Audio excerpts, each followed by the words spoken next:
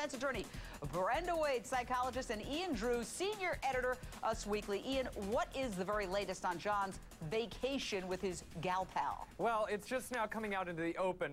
2 years old, Brenda Wade.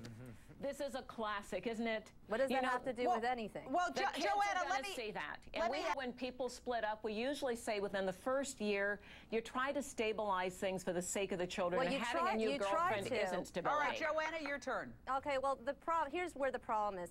And where you do give weight as far as the girlfriend, what her age is and all those things, you know what, that might bother people. But where she really does come in, where you will see an effect on him dating her, is that if not the arrest, but if she actually pled guilty and has a criminal past, not arrest, but actual guilt, they do mental health evaluations of anybody who lives in a home where the parents are. So if she is someone who's a negative impact potentially on these children and he is dating her, that's where you would have problems with potential visitation and custody issues. That's where you have a problem with her. Well, what about it affecting the actual divorce? I mean, is it no fault where they are, which I think is Pennsylvania, or what?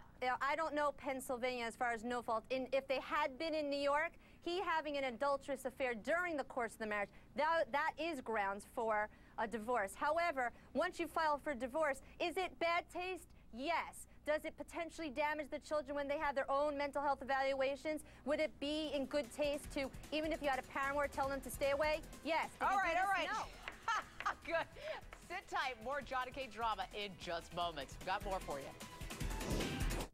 Kate Gosselin's sister-in-law Jody telling Radar Online people should start boycotting the show.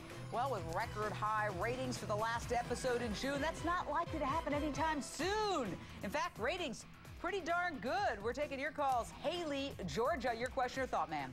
Yes, I'm wondering why it took people so long to even consider him a villain. Every time he's alone with those kids, one of them ends up in the ER. People complain about her being grouchy or mean to him. If anybody had 8 kids and they had to constantly be telling somebody, your spouse, what to do and how to do it and please do it and please help me, over and over and over again, anybody in their right mind to get tired of it. Haley, I think you make a very good point, Ian.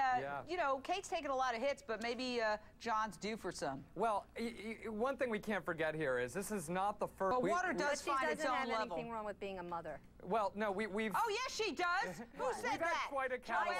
Anybody who puts their kids on a reality show like this, I think it's questionable judgment as a parent. And I disagree with that. We've had story week after week after week of her being a bad mother. So, well, I don't want to character assassinate her at all. I mean, she's probably doing the best she can. But Brenda Wade, there is something we do have to question the thought of putting cameras in front of these kids.